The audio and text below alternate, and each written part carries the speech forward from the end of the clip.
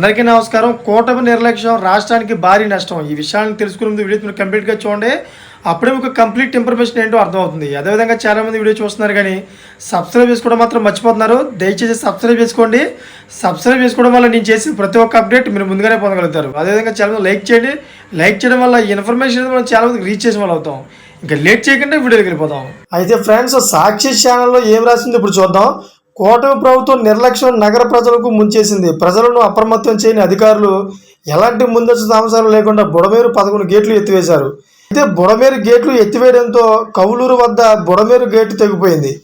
అయితే Shabada, Kothuru, Tadepalli, Jakkampudi, YSR colony, Gollapudi road, అదేవిధంగా Sitara centre, milk factory, Urmila Nagar, Ramarajya Nagar, పాత రాజేశ్వరిపేట, కొత్త రాజేశ్వరిపేట, నందమూరి నగర్, ఇందిరానాయక్ నగర్, ఆంధ్ర ప్రభా కాలనీలను బుడమేరు వరద ముంచెత్తింది. అయితే దీంతో ప్రజలు తీవ్ర అవసరం పడుతున్నారు. ప్రభుత్వ అధికార యంత్రాంగం కనీసం పట్టించుకోలేదు. బుడమేరు వరదతో నగరం నీటి మునిగిపోయింది. ప్రకాశం బ్యారేజీకి 7 లక్షల క్యూసెక్లు వరద పోటెత్తుతోంది.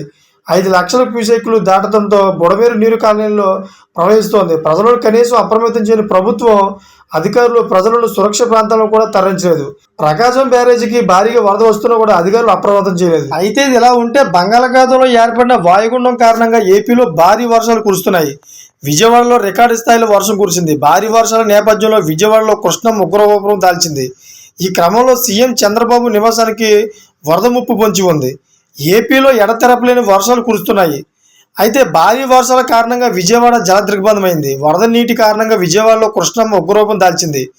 దీంతో అధికారులు 2వ ప్రమాద హెచ్చరిక జారీ చేశారు. ప్రస్తుతం ప్రకాశం బ్యారేజీ 70 గేట్లు ఎత్తి పూర్తిగా నీటిని విడుదల చేశారు.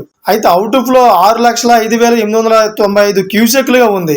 వరద ప్రవాహం 7 లక్షల క్యూసెక్లు దాటితే కరకట్ట వైపు నీళ్లు వెళ్లే అవకాశం ఉంది. అయితే ఈ నేపథ్యంలో ఏపీ సీఎం చంద్రబాబు నివాసానికి వరద ముప్పు పొంచి ఉంది.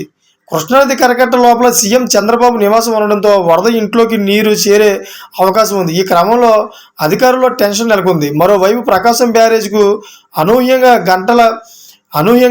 గంటకు వరద నీరు ప్రవాహం పెరుగుతోంది. ఇక వాయుగుండం బలపడడంతో మరో 2 రోజుల పాటు రాష్ట్రంలో భారీ నుంచి మోస్తరు వర్షాలు కురిసే అవకాశం ఉంది. చూసారు ఫ్రెండ్స్, లేటెస్ట్ అప్డేట్స్ కోసం నా ఛానల్ సబ్స్క్రైబ్ చేసుకోండి. అదేవిధంగా గంట బెల్ ఆన్లో పెట్టుకోండి. నేను చేసే ప్రతి ఒక్క అప్డేట్ మీరు ముందుగానే పొందగలుగుతారు. ఇప్పుడు వరకు చూసిన ప్రతి ఒక్కరు కూడా థ్యాంక్ ఫర్ వాచింగ్ ఫ్రెండ్స్.